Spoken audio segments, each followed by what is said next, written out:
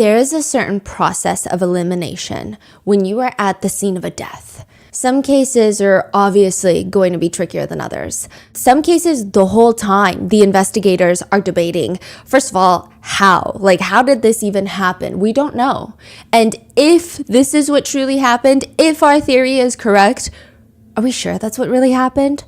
That's what the investigators are doing. But for Detective Ryan, this case starts off really easy.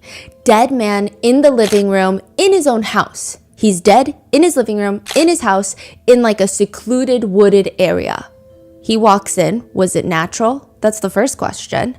Well, no, because there's droplets of blood right at the entrance of the house. It doesn't seem like it was natural. Detective Ryan steps into the house a little bit deeper now. Was it a robbery gone wrong? The door shows no signs of forced entry. He steps inside further, and there are just streaks of blood everywhere. One of the other officers walks straight up to him and just says, well, somebody tried to cut this dude's head off. Murder. That's what this is. We got the how. The cause of death is murder with a hunting knife. By the clues left behind in the living room, nothing of value is taken. All of the blood is concentrated near the couch in this living room area. Whoever did this hunted the dead man. It's like they hunted them and killed him in his own living room. And it wasn't quick either. Like, there are slash wounds all over this man's body. His throat is nearly slit. You can see the bone on both sides. There's blood all over the walls. There's blood soaking into the carpets. This guy was hunted. He was killed rather painfully, rather violently in his own living room.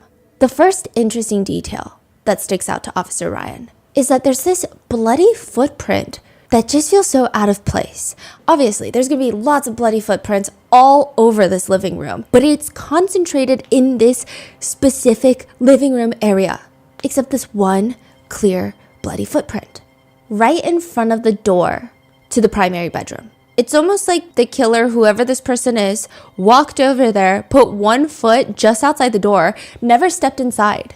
What are they doing? Detective Ryan steps inside the master bedroom and he starts looking around. And that's when he sees it. He's like, did the killer slit that man's throat, walk over to this bedroom to spit on the bed? Detective Ryan knows instantly that whoever did this knows the dead man, targeted the dead man, hunted the dead man, and left a giant trail of evidence. It's not long after that that Detective Ryan is gonna find the killer. And he's got a lot of questions to ask this killer. And so do we.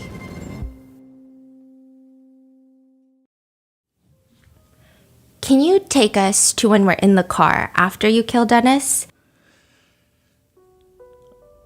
I was bleeding severely. I had a severe wound. Speaking to my buddy in the passenger seat, I was not even thinking about getting away with it. I was thinking about stopping the blood flow. Did you have a hole in your hand? I did. I put a knife right through it. Severed the ligaments and tendons. How long was the knife? It was a hunting knife, so they're about 6 inches long, 8 inches. And that was also the murder weapon? Yes. Did you take the murder weapon with you or did you leave it? Took it. And there was blood everywhere. Was it coming from your hand or was it someone else's blood? A mixture. Did you feel the need to get rid of the blood? I had a glove on, and when I got back to my house, I could wring out the glove. It was just pouring out of me, and it was everywhere in my garage.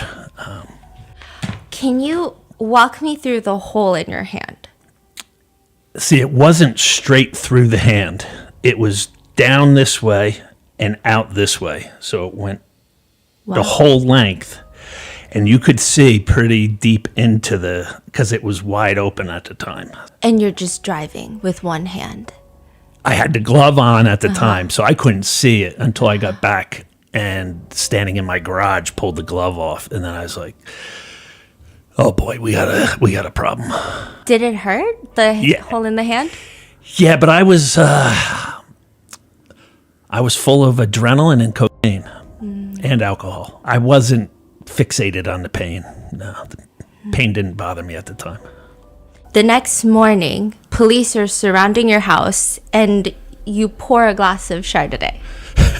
Yeah. How many police officers are outside trying to arrest you?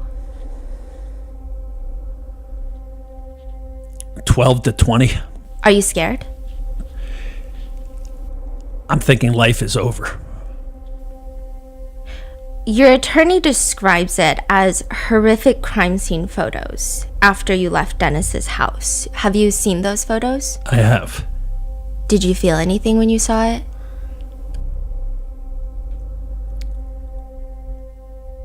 Honestly, no. Dennis's obituary reads, "To those who knew him well, he will be remembered as a great man who always went above and beyond the call of duty, and one whose love and loyalty for his friends was unparalleled." Do you agree with that?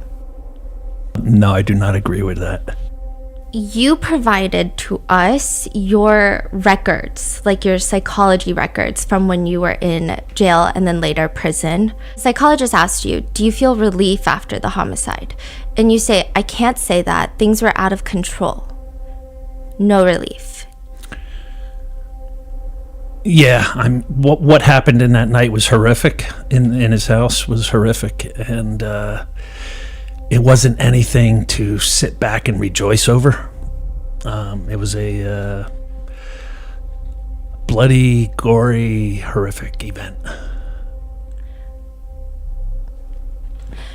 Do you remember how many times you stabbed him, or do you only know from what's been told? Only from what I've been told. Initially, when you were first arrested, I think there was questions of maybe there is an insanity plea. Maybe there are all these other things. And one report reads, the most outstanding clinical feature was the absence of any significant overt psychopathology. So does that mean that some psychiatrists were confused because you didn't strike them as a psychopath or someone that just kills out of nowhere? Right. They didn't find any, anything psychologically wrong with me to do what I did. You killed Dennis Pegg. I did. You stabbed him. I did. Reports say you slit his throat. Yes. You spit on his bed. Yes. And you drove off with a hole in your hand. Correct. And then you were arrested, and psychiatrists say that they found nothing wrong with you. Correct. And so technically you killed someone and you don't regret it. No. And everyone in town, while you're in jail waiting for a trial, a plea deal, waiting for whatever fate has in store, everyone in town has free Clark stickers on their cars. People are writing articles. People are selling bumper stickers that say free Clark. They were everywhere instantly, like in less than a week's time. Why did you kill Dennis Pegg? The short answer is he was a monster. What's the long answer? The long answer is he had a 45-year reign of terror in our little town of Stillwater, New Jersey, raping boys. Were you one of the boys? I was.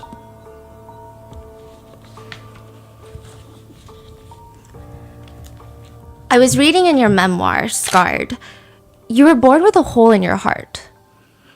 I was. Just a defect in my heart. And the doctors monitored me for the first 6 years of my life. And they told my parents we were down to a 6-month window to operate to repair it. And so you had the surgery and you have a scar that you call a zipper. With all the stitching, it looks just like a zipper. I know in the beginning when you were a kid, you were bothered by the scar. Is that something you're still bothered by? No, I've come to make peace with my scar. So, okay, what was your first impression of Dennis? I know in your memoir you talk about how he came over and he offered you $1 to touch your scar because it was the thing that your parents were doing to try to get you to be proud of your scar was to show people for quarters. Right. You're going back, to 1971 to have open heart surgery as a 6-year-old child. Open heart surgery today is still a risky endeavor. So they were extremely proud of me for surviving this. I was in Mount Sinai Hospital in New York City for a month straight. And they were so proud. They just wanted to show me off to their friends. And they thought a neat way to, when you're a kid, you just want to fit in with all the other kids. Yeah. I had something now that made me stick out from everybody. So they just thought it would be a way to get me comfortable with it by showing it to their friends and collecting a quarter. Dennis Pegg was a family friend. He was my brother's boy. I had a brother who was 6 years older than me. Jay. And he was my brother's Boy Scout leader. And we had a lot of land where we lived in New Jersey, and he would hunt on our land with my father and brother. I wasn't old enough yet, and my parents owned a restaurant back then, and my father put on big Sunday night meals, and he would come every Sunday and have dinner with us and tell stories about. He worked at the county jail as a sheriff's officer, and he would tell stories about there.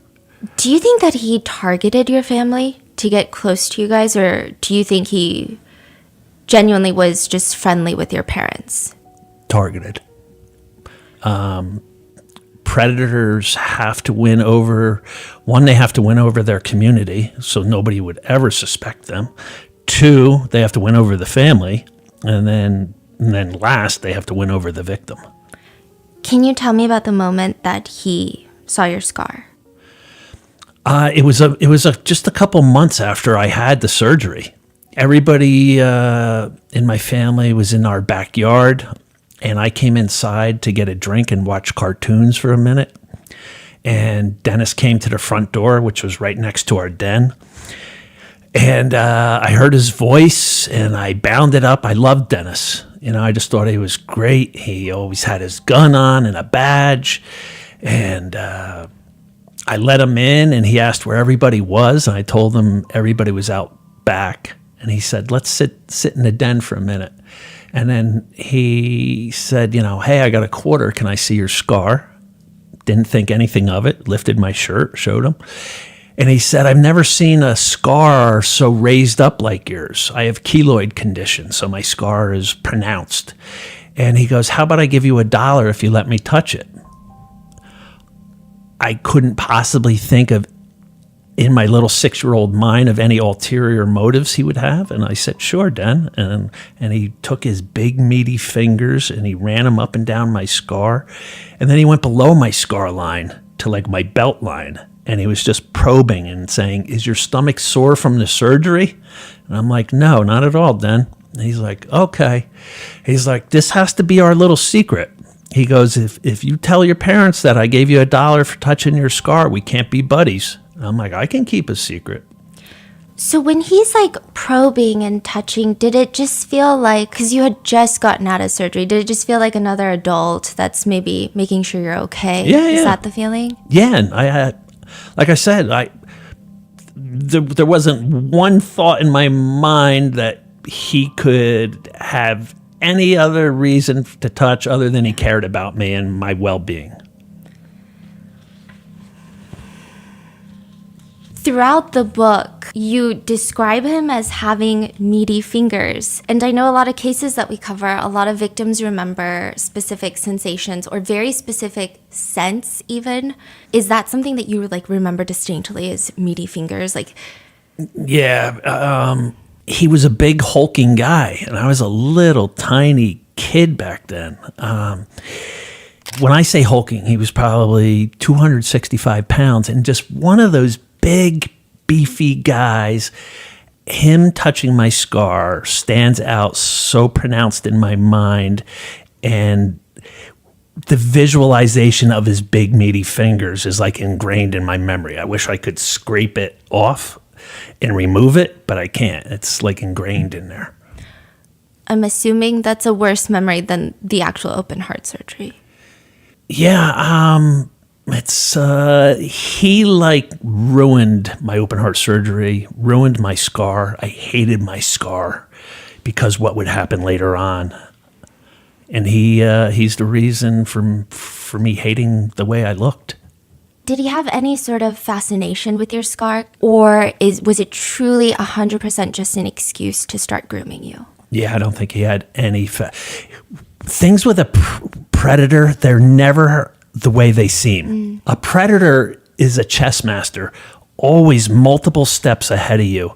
So like everything may seem one way, but to them it's complete other way. And I don't think he cared two hoots about my scar. It was just an avenue to get what he ultimately wanted.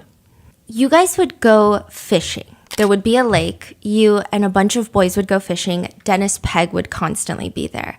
And there was an issue with the sunfish, like these little fish in the lake that don't taste good. They're not edible fish? Yeah, I mean, they're tiny. So you to fillet a sunfish, you'd have to fillet a lot of them to get any meat off of there. So it's mainly sunfish. Right down by the dam, there'd be a lot of sunfish, and they're a really like gullible fish where you don't even need to put a worm on a hook. You could just put your hook in the water, and they see the bright shimmering, and they just latch onto it. And you catch them, and you just release them, or so we thought. He does not catch and release them. What did he do? No, and again, for me to say he didn't like sunfish is wrong, because he's a chess master, remember? He's a predator, and he's one step ahead of us, 2 steps, 3 steps ahead of us. He would tell us little boys that sunfish were a worthless fish and that they needed to be killed. And he would catch them and stomp on them with his boot. Or he would catch them, throw them in the grass alongside the river, and then pick up a big rock and smash it down on them. And he'd be like, that's what you do to things that are worthless. So everything's like a means to an end for him. So he just wants to scare everyone? It's a control thing. It's a domination thing. It's also to let you know if he considers you worthless, this is what will happen to you. We're down there as a group of young boys, and it's not just me he's targeting. He's targeting all of us and letting us all know how he feels about worthless things. This is a little sidetracked, but I was doing research into sunfish because I didn't even know what they looked like. And in a lot of indigenous cultures, they're actually known for protecting the young. Really? That's like they're some of the fiercest protectors of their young. Wow. Like they will stay by their young for 10 to 14 days and starve themselves just to protect them. And so it seems almost ironic that he specifically did not like sunfish as well. Wow. It's I didn't very know that. interesting. Never heard that. Yeah. It's amazing. So in one of the court documents, it mentions that he drink a goldfish, or he bit a goldfish in half, spit the halves into his beer? Did he drink the beer with the goldfish? Yeah. And he said he used to do that with his army buddies. And he would just make you guys watch? Made me watch. Oh. This was at his house. You're saying that he will bite a goldfish in half? Yeah, he bit a goldfish in half and then swallowed it down with his beer. And you can make up whatever psychological reference you want. Again, it's to scare me. It's to show violence to me. Like his demeanor during all of it is just... Dennis was a light switch. He could be one way, outgoing, friendly, gregarious, fun-loving. Instantly, eyes dilate, turn black, and he becomes a completely different person. What happens with the Polaroids? Yeah. Down at the lake again. I lived at a lake community, and there was a dam area. And the dam would separate the lake and then into the river. And that's where all us kids would hang out and play. He did everything out of the watchful eye of my parents. When everything happened, my mother said, I never even saw him with you. And I'm like, everything happened down at the lake. And he was giving beer to us young boys, not just me, down there. So I'm like 9 years old. Get a picture of a little 9-year-old. He invites me into his pickup truck down at the lake, and let's have a beer. So he gives me a beer. And I thought it was great. Like, here's a lieutenant. He's a lieutenant in the sheriff's department. And I'm getting to have a beer with him. I'm thinking, this is fantastic. And he says, one of my friends just bought a old farmhouse, and there was a old desk left behind. So I started going through the drawers, and it was filled with porno pictures. You want to see some? And I'm like thinking like Playboy magazine type stuff. He, reaches, he had cargo shorts. Cargo shorts had the big pockets on them. So he opens up his cargo shorts pockets and takes out a handful of Polaroid pictures. And he's looking at them, and he just starts giggling like a little schoolboy would giggle. And he's like, oh, these are a riot. He's like, here. And it was a close-up of a young penis. And he's like, here's another one. And here's another one. And it was just penis after penis. And he's slapping my knee in his truck, laughing. Aren't these so funny? Aren't these a riot? And I'm like, where's all the women, Den? Mm-hmm. And he's like, oh, those must have been in the other drawer. Next time I go over to that house, I'll open up the other drawer for you. But look at these. Aren't these a riot? Aren't these so funny? And I'm just like, So you think he took these Polaroids? I mean, there was no friend. There was no farmhouse. No. He took these. Yes. Yeah. He always had large stories. And looking back now, I don't know if one of them was true. I have no idea.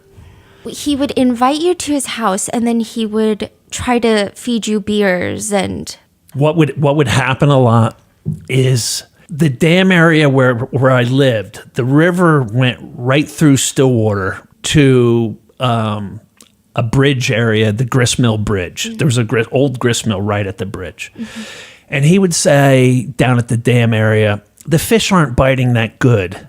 Let's go over, towards the gristmill. Or there's twin bridges in another section of the river. Or he'd say, let's go to the twin bridges. And he would always mysteriously slip in the mud. His foot would go into the mud. Or he'd slip and go into the river and get his boot wet. And we'd have to go to his house so he could change his sneaker or change his boots. And that's how he would get me over there. And then while we're there, well, let's have a beer while we're here. So it would be just to get me comfortable going to his house and having a beer at his house. Were the houses like far apart, or did people see that there's constantly boys going in and out of his house? No, he lived up a long driveway, and the house sat alone up there. So you can't see anything. Like if you were to scream, people can't hear. It's pretty. There was houses down below, mm-hmm. but his was a driveway that went up, did a 90-degree turn to the house. And it was the only house up there. His house, I don't want to call it a cabin. It was a 2-bedroom, 1-bathroom house. Mm-hmm. And it sat up on a hill that overlooked the elementary school playground. Was he like looking there all the time? Was he outside? I went to that elementary school, Stillwater Elementary School. I was in Little League baseball, and he was at every game that I can recall. Down on the fence, there was a fence that would go around the ball field. He would be down there. He would come around the fence to the bench where we'd sit at and grab your shoulders. Oh, great job out there. Great job. Just always down at the playground with the young kids. No one thought it was weird? Because he doesn't have kids of his own, right? Not married, no kids. But he's the lieutenant in the sheriff's department. He's the Boy Scout leader. The Boy Scouts did their meetings in the gym of the elementary school. So he's wrapped around everything in the town. He's on the Stillwater Historical Society board.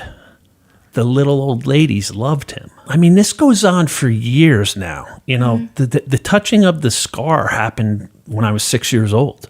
It goes on to, like I said, inviting me into his truck down at the dam to have a beer with him. And this has to be our secret. And in my mind, I'm like, I don't want to ruin this, so I'm not going to tell my parents I had a beer with the lieutenant from the sheriff's department. This is fantastic. Mm-hmm. And he made you like his equal. He put you on equal. He made you like feel special, and it's us against the world. Everything he told me, I mean, one of the stories I recite is he was always taking trips out west. And on one of his trips, he said he met the Marlboro Man. Now, if you grew up in the 70s, 80s, the Marlboro Man was a fictional character, but on the back of every magazine with a Marlboro cigarette dangling in his mouth. And he was the coolest dude imaginable. Dennis took the coolest, machoest guy in America and told me he met him on a trip and he was gay. He said, it didn't bother me in the least. He was such a great guy. We hung out for 3 days and had dinners and just spent a lot of time together. So, and again, he would say, this has to be our secret. Don't tell anybody the Marlboro Man's gay. He confided that in me, I don't want his secret getting out. Did he ever meet the Marlboro Man who played the Marlboro Man? Yeah. I have no idea. Probably not. Was the Marlboro Man gay? Who knows? Yeah. It's just, like I said, nothing is ever as it seems with a predator. And so what's he doing? He's taking the machoist guy in America, fictional character, but machoist, and making him gay and trying to gauge my response. And trying to normalize it, like, hey, the machoist guy in the world is gay, and that's, again, I that's what I would surmise he was doing. I can't get into his mind. He tries to start wrestling with you. That was kind of like the gateway into. Yeah, so he's taken years now, of porn pictures, Marlboro Man, beers, slipping into the river, go to the house, beers, so he's invested years of grooming. And at some point you have to initiate more touch. That's why I see people tussle a young boy's hair and it just sends a chill down my spine. Because to the normal person, it's like, oh, cute little Billy, But to a predator, they need to initiate touch. And that little tussle of the hair is going to go to a pat on the knee, is going to go to a pat on the thigh, is then going to go to a wrestling match. So he told me that he wrestled my older brother, Jay. And he wrestled my next door neighbor, Jeff. Jeff and Jay were inseparable. They were same age, same grade, in the Scouts together. And he says to me, I wrestled Jeff and Jay. Let's see how tough you are. And I'm like, okay. And at first he would let me dominate, let's say, get the upper hand on him.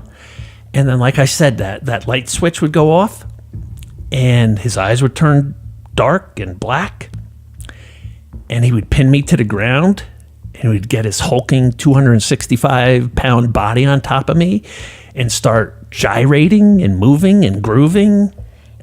And looking back on it at the time, not really realizing what he was doing, but he was erect, and this was getting him off. And you're 11, so you're tiny. I was 10 when that started happening, when the wrestling started. I mean, he's like 3, 4, 5 times your size. Yeah, I mean, and because of I was a sick little kid when I was young.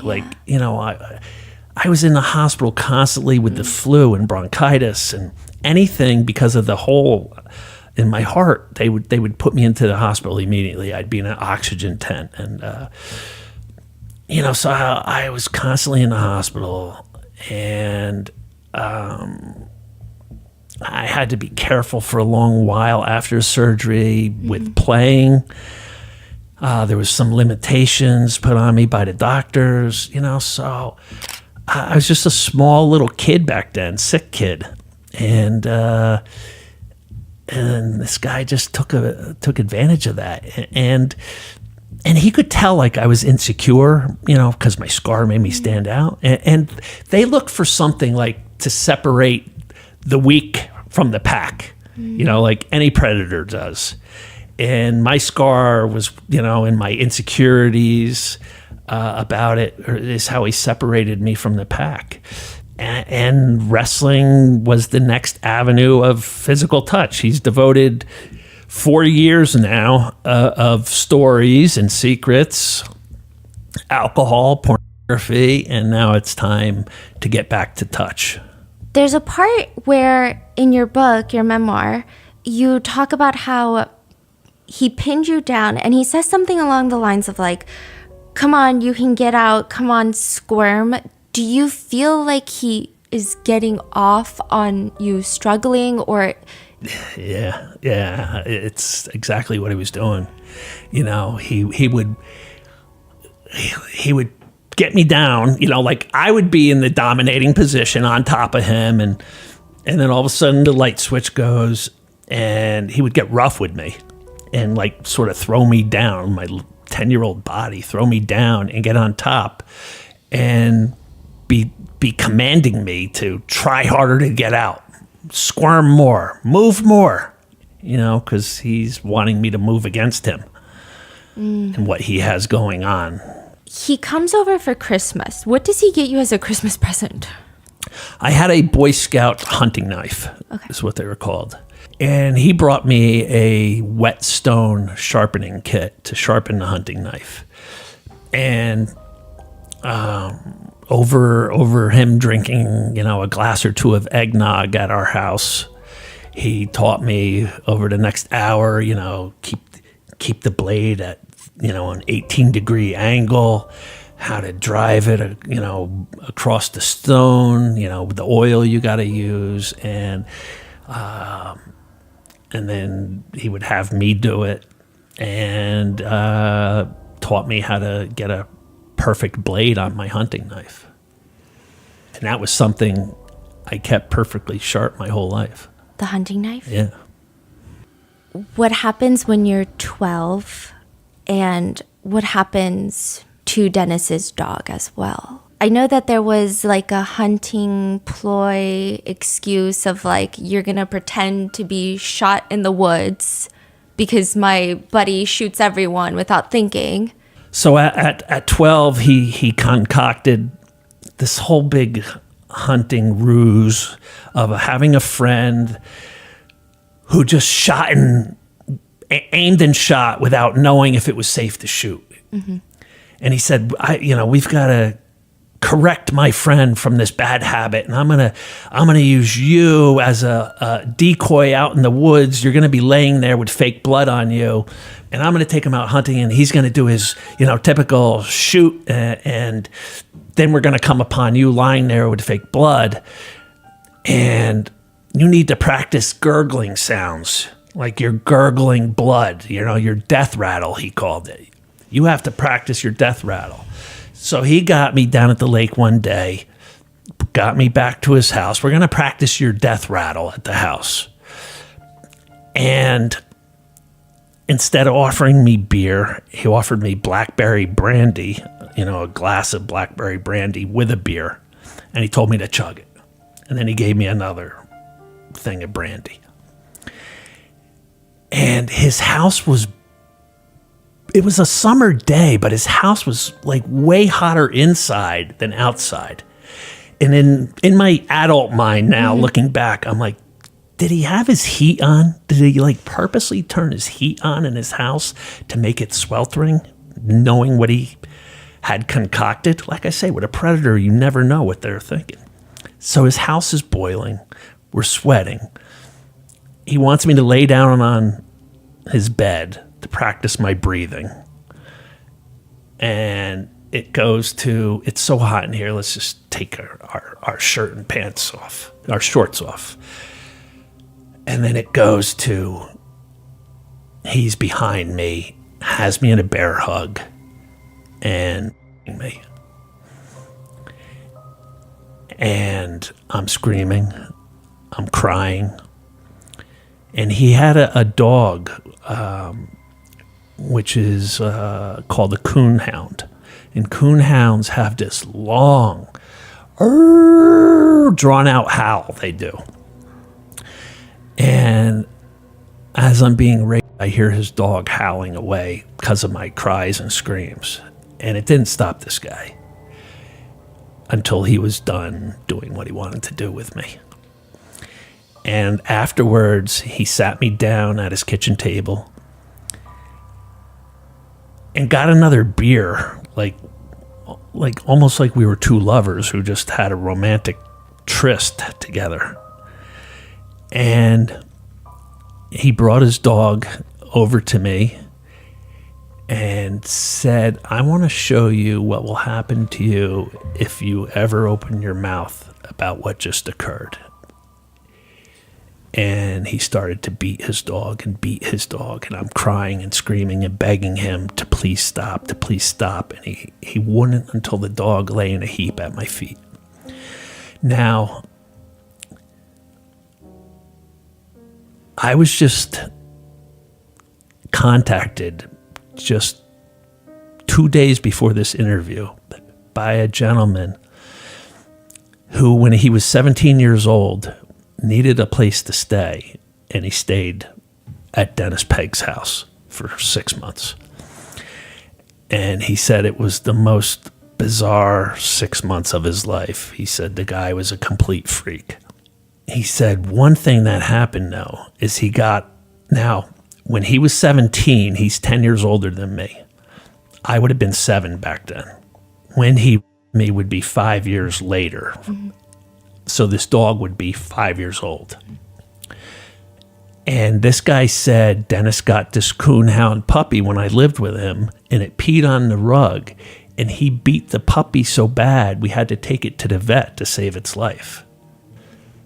So even as a puppy, he beat it for simply doing what puppies do and peed on a rug. And then this is the same dog 5 years later that he beat and probably killed in front of me. You never saw the dog again? No. And a lady, a female guard who worked with him at the jail, told me how Dennis came in one day, all distraught, that his beloved coonhound dog Duke died. And we all gave him hugs and tears, and we all loved dogs. We were all dog people. And she goes, I am horrified to think that's because of what he did in front of you, that he killed Duke. It says in your book that you felt guilty over what happened to the dog. Is that? I felt he only did that to Duke because of my cries and screams. And if I hadn't cried and screamed during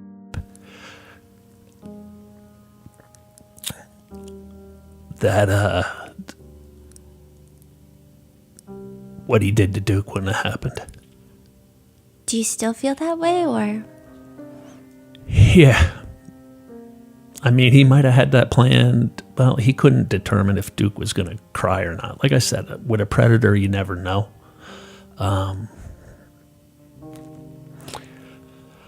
But yeah, I still feel guilty for Duke. Do you feel like Duke had more humanity than Dennis in that moment? I feel Duke and I were the only two in that room who had humanity. And that's saying a lot since Duke's a dog.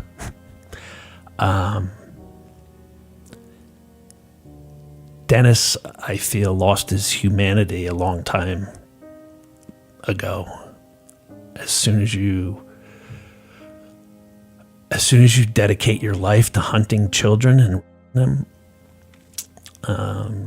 you really can't say you have humanity. That's pure evil to me.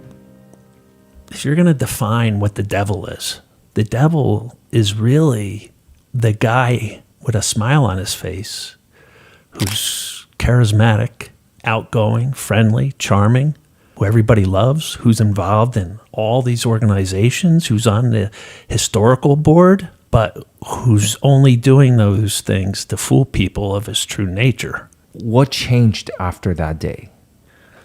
My life was forever altered after that day. My whole trajectory in life changed that day. Nothing would be the same. I would tell myself that talking about what just happened would be reliving it, and we were never going to do that. We could just bury this down deep inside and go about our life. I convinced myself that that's what I could do. I led the most exhausting life because I would crank on a smile to the world.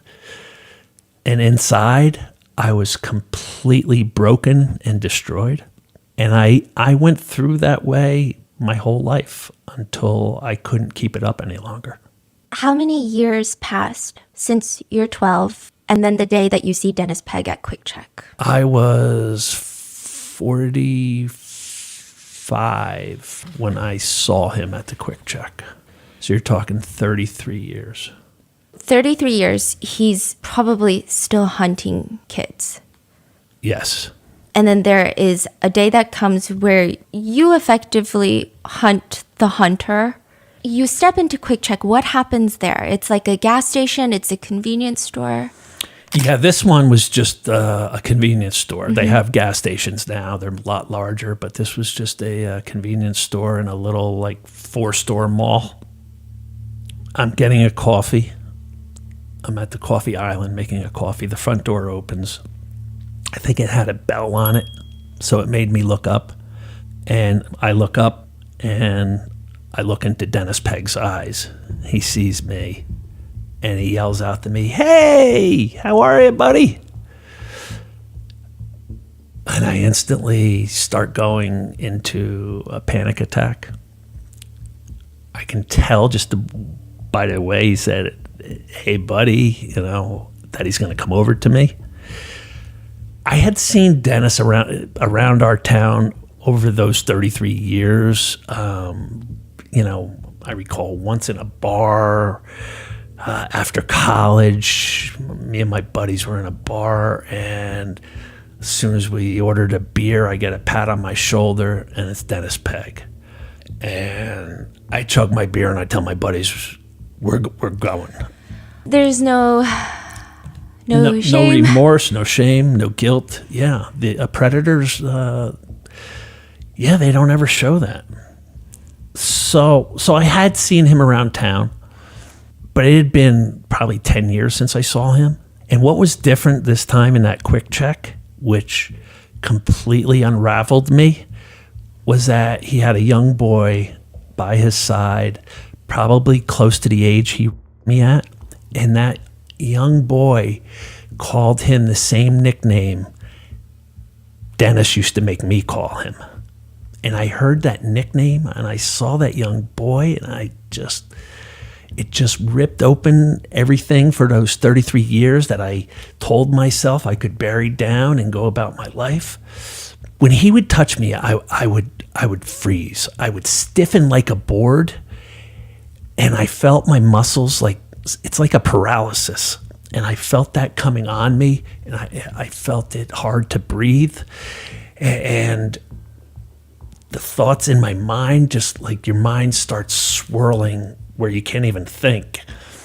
And I'm like, I got to get out of here before I completely freeze. And this guy grabs me, and I just left my coffee and whatever stuff I had on the island there, and I ran out past him. We sort of shoulder bumped a little, and he's like, "Where are you going? Where are you going, buddy? Come here." And I ran out, and I hopped in my truck, and I sped out of the parking lot, and I went down the road, and my life unraveled. Just completely unraveled. Do you think you saw yourself in the little boy? Or you just felt protective of the little boy? I couldn't get out of my mind over the next months that boy. and wondering what part of the grooming process is he? Is he being shown Polaroid pictures? Is he having beers in his truck? Is he at the wrestling stage? Is he teaching his buddy how to shoot right in the woods by lying there with fake blood on him and doing the death rattle in his bed? You know, it haunted me. I couldn't even work any longer. Like, I was in business with my brother. We had Tire Automotive Center, and I walked out one day, and I just couldn't go to work anymore. I was having to drink before work, just to go into work. You know, instead of filling my coffee mug with coffee, I was so out of sorts. I'm filling it with alcohol, and I'm doing other drugs. So I walked out of the business with my brother, and now I've got free time on my hand, which is never good when you have trauma. And I've got Dennis Pegg in the forefront of my mind. I've got that little boy in the forefront of my mind. And I had zero coping skills throughout my whole life. Like mindfulness, like all these foreign terms, I never incorporated it, you know. I just dove headfirst into drugs and alcohol, like literally around the clock. Just one drug on its own wasn't enough. So I'm just taking any drug I can get to try to numb myself, to try to block the thoughts from. You start unraveling after Quick Check, but then there's a guy that you see smirking. Who is this guy? You see him smirking on TV. What happens? Yeah, I was in bad shape. You know, I wasn't sleeping much because of all the pain I'm doing. And I put on my TV, and it's Jerry Sandusky, the start of his molestation trial. Jerry Sandusky was one of the coaches at Penn State University, and he was running a football camp for young boys, and over the course of years, decade plus, molesting boys at his football camp. He was finally facing trial for that, and his trial was starting on June 12th of 2012, and I saw him on the news get out of his lawyer's car and smirking and buttoning his coat jacket. I don't know what to say. And I just started yelling curses at my TV and spitting on my bedroom floor because I saw Dennis Pegg as him. I felt Dennis Pegg was never going to face justice. It's like a similar smirk that they have? Is it Yeah, you know, they can never let their guard down. They'll never apologize to you. Like, victims always reach out to me and say, I want to go confront my abuser. And I'm just like, don't. You're going to get re-abused because they'll never give you the answer you want to hear. It's not worth your time. And so they keep that air about them. Dennis Pegg in that deli like calls out to me like we're best friends. I'm a victim of his. Like, what are you doing? Like, and Sandusky's getting out smirking as his trial's starting. Mm-hmm. And that just infuriated me. I spent the rest of the day out with a couple friends drinking, and me sneaking drugs. You know, I got to go out and make a phone call. You know, in my truck. I'll be right back. You know, so and I'd go out and do coke and pop a Xanax. And I stopped at an Italian restaurant on the way home that night. I was meeting a buddy at my house who I had lent money to, and he was going to power wash the cedar siding of my house and stain it as repayment. So I was meeting him at home, but I stopped at this Italian restaurant, and there was a guy in there who burned me on a business deal, a motorcycle deal. I took out a $33,000 loan to have him build me this custom motorcycle, and he took the money, my money and a couple other people's money, and closed up shop in the middle of the night, then left town. And all of a sudden, here he was in this Italian restaurant. So I went up to him and had words with him. and he was with his family. So I said, out of respect for your family, I'm not going to take this any further, but, you got to pay me, And he just told me to get lost, So I get home and I tell my buddy about seeing that guy. And, we unloaded the equipment first, and we're having a glass of wine at the kitchen table. And my buddy goes to me, that guy's got to be number one on your hit list. And it's been 33 years since I was, and I've never told anyone. And for whatever reason, I couldn't stop the words coming out of my mouth. I just said, actually, he's number 2 on my hit list. The piece of garbage who me as a young boy is number 1. And there it's out for the first time. The air was like heavy, like time stopped. The clock stopped on the wall. And we're just, like, you and I are sitting across from each other on a table, and we're just staring at each other.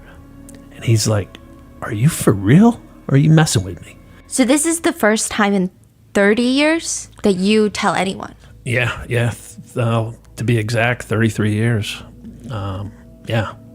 You tell Bob, it just happens. You don't even decide. It's not like... Yeah, it just came out before I could even stop my mouth from speaking. I was just so tired and exhausted and beaten down from drugs, and seeing that other guy inflamed me at the Italian restaurant, and it just came flying out. Who is the first to talk, you or Bob? Bob's, as I recall, is the first to say, are you for real? And I'm like, yeah, I'm for real. And then he's like, who is he? I'm like, he was my Boy Scout leader. And where did it happen? When did it happen? So I'm just saying, and he's like, where does he live? And I'm like, he lives 2 miles from here. And I think at that point I said to him, you know what, it's time to go confront this guy.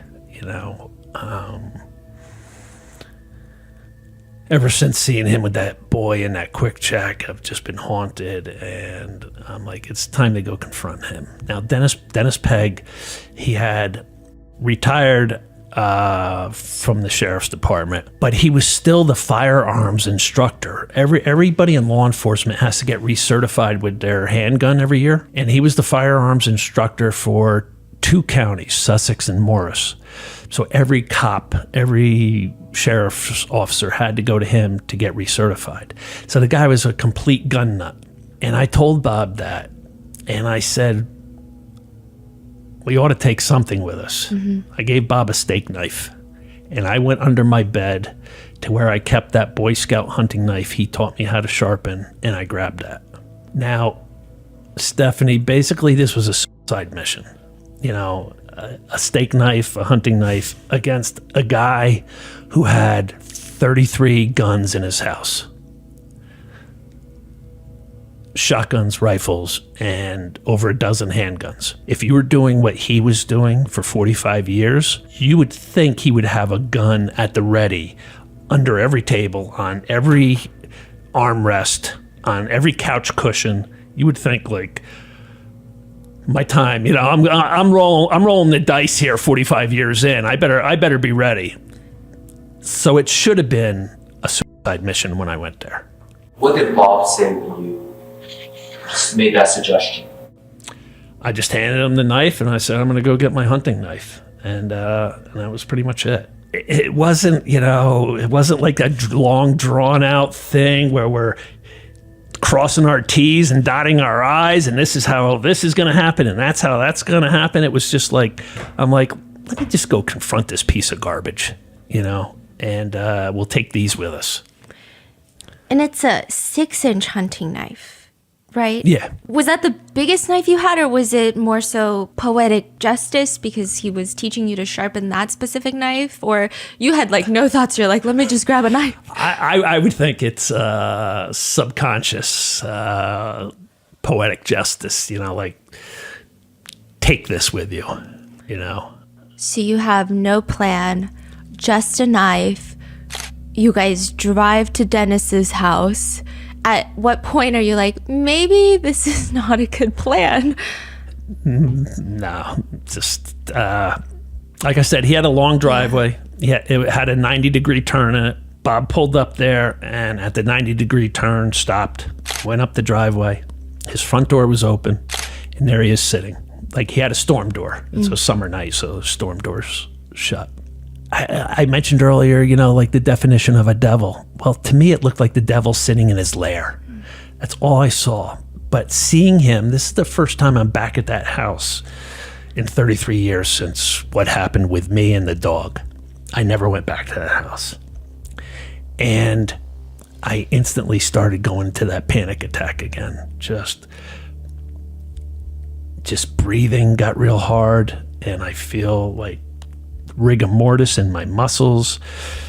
And before I completely froze, I walked up to his door, that storm door, and ripped it open, broke the hinge. And I'm standing in his doorway. It's 9:30, 9:45 at night, and there's somebody you ripped in your doorway who just ripped open your door. And he casually looks over his shoulder at me and goes, "Hey, how are you?" And it just seemed like the most incredulous thing to say in that moment. But again, they can never let their guard down. Like, a normal person would like get on their hands and knees and start praying like, "Oh my God, I wronged you. I'm so sorry. I know why you're here. Please forgive me. I'm sick.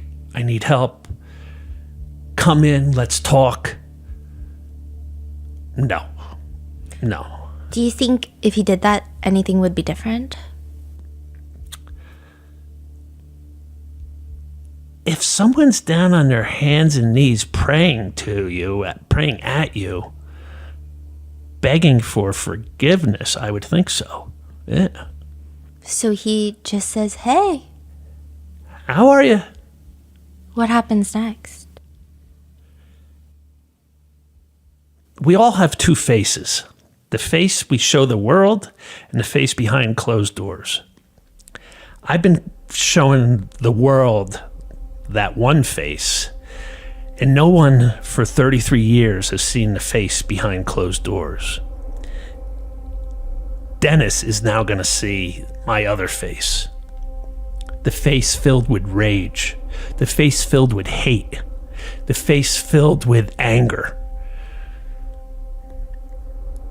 And I said, "Hey, how am I? Let me show you how the hell I am." And I raced across his room. He stood up, and a violent struggle started. I started slashing at him with the knife. He started punching me. A violent, bloody brawl ensued. At one point, he connected with he's still this monster hulking guy. And he connects with a square shot to my jaw. And as I'm falling down, I grab his shirt to keep from falling down. And I bring the knife down, and that's when I'm holding his shirt, and that's where it goes straight through and straight out and into his skin, just a little. We continue going at it, and I mean, we're talking minutes here. It's not like a long, drawn out thing. Maybe 3-4 minutes, 2 minutes, 3 minutes. It was quick. And he slips in the blood, and he falls down, and it's a mix of our blood. Like, I'm gushing blood now. And he's up against the wall. I leaned down in front of him. I got eye to eye with him. And I said, "It's not so fun raising little boys now, is it, Dennis?" And I slit his throat. And Bob was standing in the doorway, wide-eyed. And I said, "Go get the van and bring it up," because I had one more thing I wanted to do. I walked over to the bedroom. He ripped me in, and I spit on the bed. The answer to everyone's question is, did this solve everything? No, it didn't solve everything. You don't heal from trauma by adding more trauma. You don't heal from sexual abuse by murdering someone. It's not how you heal. I stopped a predator from ever harming another young boy. 45 years was long enough of raping young boys. It should never have came to that. It would be uncovered that multiple boys over the years had come forward and filed lawsuits against him, and he got out from every one of them. But I did what I did, and I knew walking out of his house that night that my life was over. You can't have the wound I have and just show up at a hospital and be like, I was cutting a steak and drove a 6-inch hunting knife through my hand and severed all the ligaments and tendons. I need help. Did you think about doing that though? I knew it wasn't an option. I just knew things were never going to be the same again. So at no point during this altercation, and I know minutes are brief, but at no point he doesn't apologize. No, there was just, the only words he said was, "Hey, how are you?" And throughout the whole attack, he made like a high-pitched squeal. He never uttered a word like "stop," "let's talk," "don't do this," nothing. There was no words, just a high-pitched squeal. Like a wounded animal almost. Not one other word other than that initial thing when I was standing in his doorway. Did you feel like you're in control of your movements at that time, or did you feel like you're watching from the outside in, or you're just like on autopilot? What is that? Yeah, I definitely wasn't in control of my movements or any. It was like something had taken over my body, and Would I be honest if I said I had an out-of-body experience during that? No, I wouldn't be honest. But it was like that. It was like looking at this reel going on, and just like, that's how when I look back at it, like I can't believe what happened. I can't believe that I got to that point of brokenness to go do that and potentially flush my whole life away just from never healing from trauma. It's keeping the secret and not addressing it and not trying to grow from it or heal from it or learn from it or do anything other than let it just poison my system for decades. And that's what it did. And that's the part that I look back on now, and I just like, man, I probably would have died of a drug overdose. And everybody would have been like, oh my God, Clark had a great education and he was so popular. And what did he go die of a drug overdose from? I mean, that's where my life was headed. Are you saying that even when you killed Dennis, you didn't even feel a moment of relief? No, there was no relief because of the wound I had, because of how gory and horrific killing someone was. Again, I don't view Dennis as having humanity, but it hurts your soul to kill somebody. It's not therapeutic in any way. It's not healing. Like, it damages your psyche. It damages your soul. It hurts. And I had to be completely broken to go do that. Do you have nightmares about it, or no? You never think about it? No, I don't give him. Again, if I killed an innocent person, that would haunt me. If I killed a human, that would haunt me. I don't view Dennis as an innocent person or a human. Why did you walk to the bedroom? That was to go spit on the bed he raped me in. At what point were you like, I'm going to spit on this bed? Like, was it just like... I don't know what came over me. Like, you know, again, it's not like Bob and I sat at the kitchen table like across from each other like you and I are. And I said, yeah, after I do this, and this, then in my bloody footprints, I'm going to walk to the bed. He spit me on, or me on and spit on the bed, you know? So like, I don't know what possessed me to go do that. It's something to just bring things full circle and to a closure. I needed to do that. Did it bring closure? I thought it brought complete closure, like to my life and his. Like there was 2 deaths that day. The life I had been living up to that point, I could never go back to living the way I was. And I literally thought, I forfeit the rest of my life. I'll either kill myself or spend the rest of my life in prison. I forfeited any healthy, happy life to just put an end to his reign of terror. That's what I thought. It's interesting because, like, when I'm reading your memoir and going through that moment, because, I mean, the way that it's written, I feel like I'm there. I'm obviously not experiencing, like, the depth of emotions, but it feels I'm there with you. It almost feels therapeutic when you spit on his bed.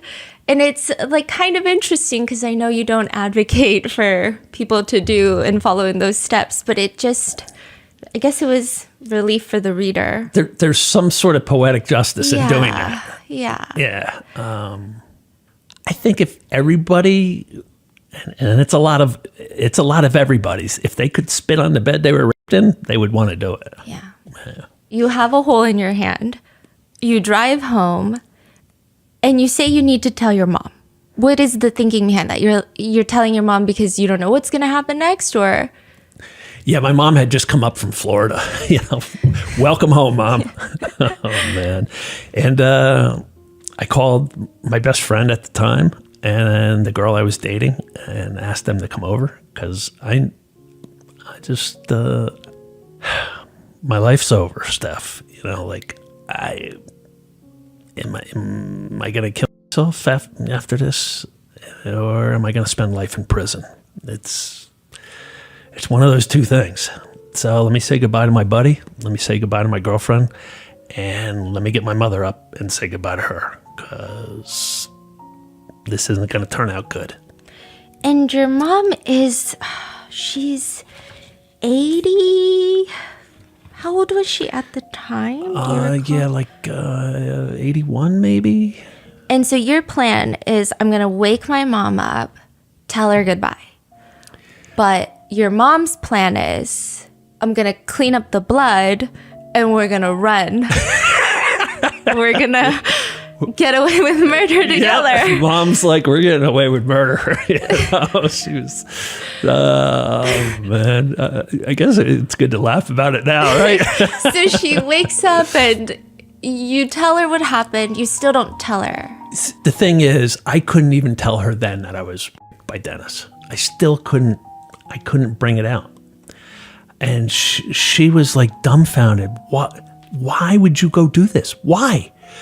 And I said, to avenge a lot of other kids in this town. And she goes, still, why you? Why are you the avenger? Why? I don't get it. Why? And I couldn't tell her, like, for raping me too, Mom. I still couldn't say it, even though I told it to my buddy earlier. She helped me upstairs. I wrapped my hand in duct tape, which fixes everything. So I wrapped it with paper towel and duct tape, and took a couple Xanax and went to bed. And my mother went downstairs and started scrubbing the floors all night long to get the blood up. And so she's like, we're going on the run, but you wake up and the cops are surrounding. Yeah. She told my sister that she was going to take me and we were going to go on the run. I know, it says in the book you guys are thinking the end of the world, which is Florida. Right. You guys are going to go to Florida. Yeah. No, I like the plan. I think your mom is really adorable. I mean, I was just so fascinated by your mother because, you know, she's cleaning up the blood. She's ready to go Bonnie and Clyde with you. And then the cops come the next morning. They've got on the loudspeakers. they're saying, Clark, come out. And she's like, no, the neighbors are going to hear. Your mom is so fascinating. She said to one of the troopers as I was still in my bedroom, what are the neighbors going to think?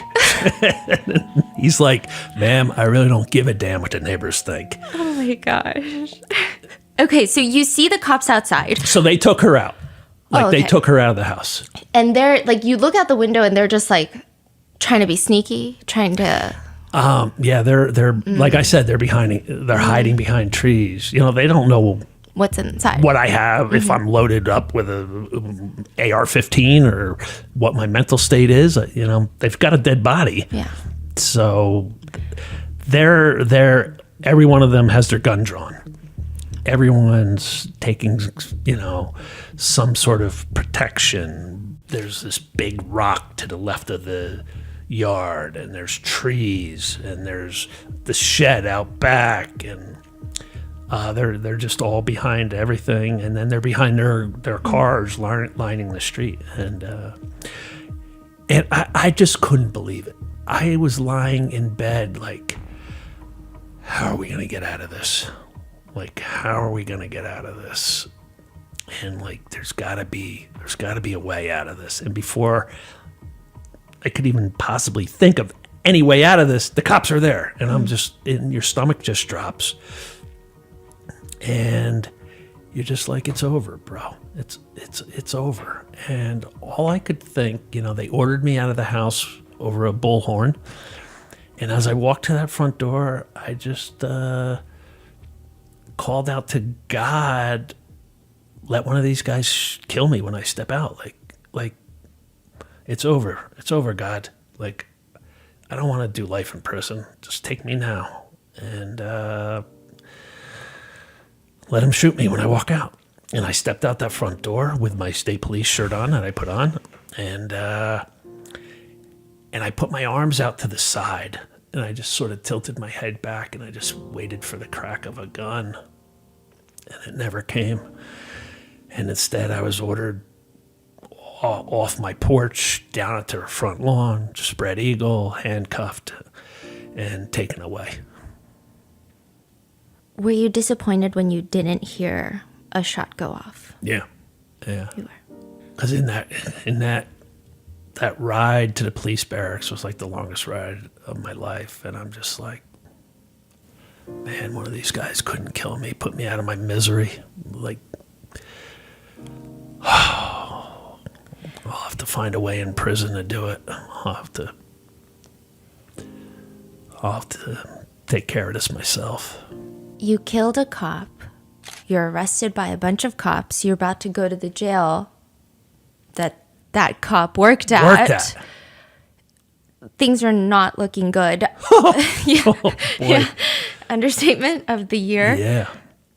But there are some cops, some detectives who seem to, they give you some sage advice in that weird moment. What happens there? Like, what was the energy? Like, are all the arresting officers, do you feel like hatred dripping off of them because you killed a cop? Or do you not even notice what their energy is? What is that dynamic?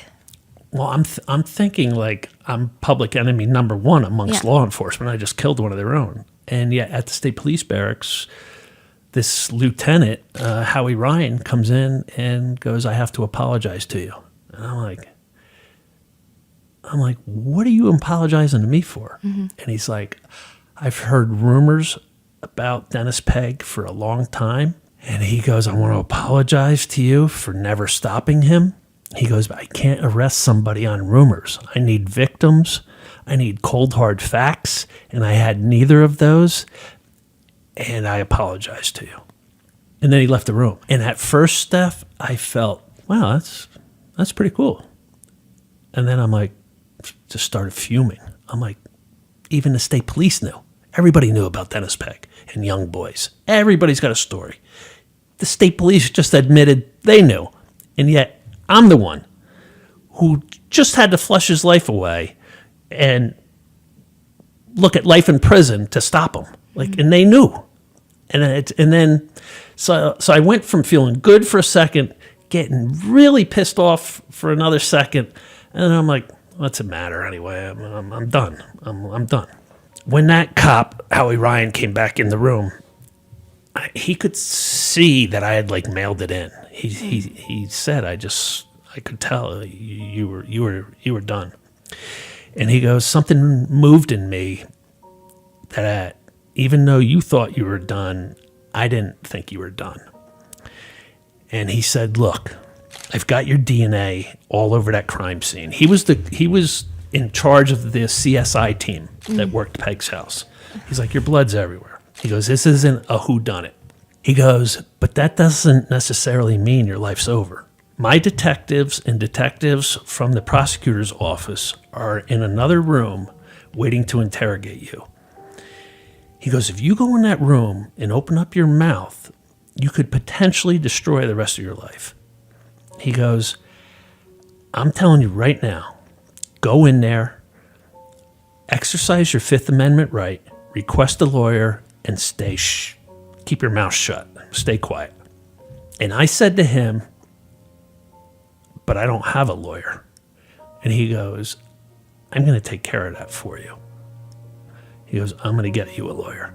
And he left the room, and on his cell phone, he called one of the big lawyers in our county and said, I need you to fax over to the state police barracks a retainer for somebody, like immediately. And the lawyer said, who is he and what did he do? And he goes, Clark Fredericks, murder. And he goes, okay then. And had a thing over in a couple minutes. So he tells you not to talk. Do you listen to him? I do. Right when you get arrested, it seems like the whole town is divided. A lot of people feel like you did this for very nefarious reasons. Other people start hearing what Dennis has been doing around town. Do you feel like at any point were there just dividing opinions? Did it feel like everybody had their own thought about what the motive was? Yeah, there was some vocal people on his side who were pro Dennis, who just like referred to me as a drunk drug addict who just killed a great man. You know, like yeah, I just woke up one day and said, Dennis Pegg, I'm going to go kill you for no reason. Before it like really started coming out about what happened, you know, because yeah, there were the little old ladies on the historical society that worked with him were like, he was such a sweet man. You know, the mayor in Stower at the time was like, oh, he was a giant of a human being, you know. And then people like Howie Ryan are like, no, I knew all about rumors about this guy. Your audience is going to have to get the book because there's a line from Howie Ryan in the book to the prosecutor. It's one of the greatest lines you will ever hear. I don't want to give it away. It's it's the most powerful line you will ever read, said by him. We will put the page number so you guys can go get it. Yeah. And I will tell you what page, because I know Do you know exactly what I'm talking about? I know exactly what line that was you're a powerful talking about. line, Yeah. right? No, Like, that it's was unbelievable line. Yeah. Yeah. At that point, once you've been arrested, you're facing first-degree murder charge initially. So you're facing life in prison. Life in prison. And you have an attorney, and they're saying, have a little hope, but not too much hope. Yeah. You know, and it's funny that the lawyer, Howie Ryan at the barracks, called George Daggett, who sent the retainer over. I never even interviewed him at the jail as one of my lawyers. And I don't know why. But I interviewed a bunch of other lawyers, and one lawyer just wanted to get me bailed out. We'll get you bailed out of here in 3 days. And I'm like, all right. And then this other lawyer came in all flashy with his, gold jewelry, Rolex watch, and he's listing all these cases he's worked. And I knew the cases, and he lost them all. But in my head, I'm like, but you lost all those, So I'm like, and then this guy Dan Perez came in. He just looked like a really good guy, like really down to earth. And he came in, and he said, I think we can have a valid defense for this. And I was like, really? He goes, yeah. He goes, He goes, it's not going to be easy, but I don't think your life is over. I was like, really? I'm like, you're hired. What's that? During that time, Dennis had a security deposit box that the police go through. Yeah. And they find a bunch of letters Right. that he wrote 10 years before he died. Correct. And when he was in his young to mid 50s, healthy. They all have some variation of pray for me. I hope I didn't disappoint you. Forgive me for any failings. Do you think some of these letters are to victims? Yeah.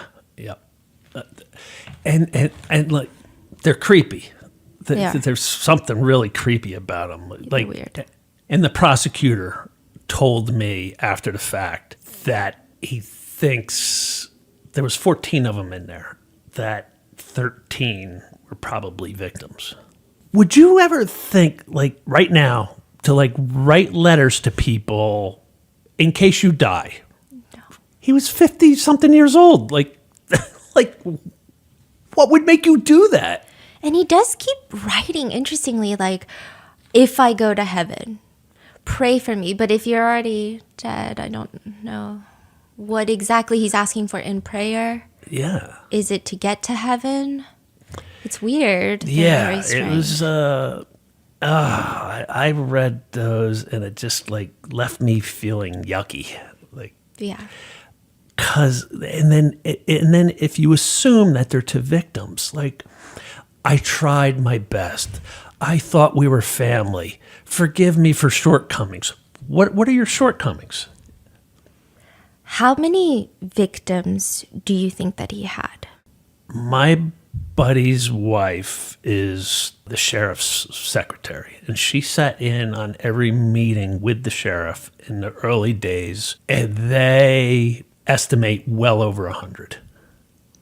One of the other victims is very close to you. Family relation. Who was that? My brother. What happened to your brother?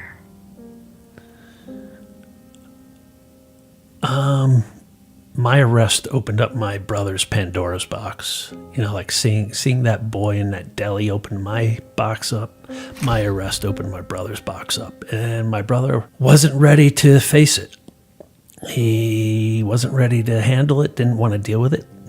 Like I told myself at 12, we're just going to bury this and go about our life. Well, that's what my brother had done his whole life. And everyone urged him to get help, to see a therapist. And my brother did what I did, was to numb himself. And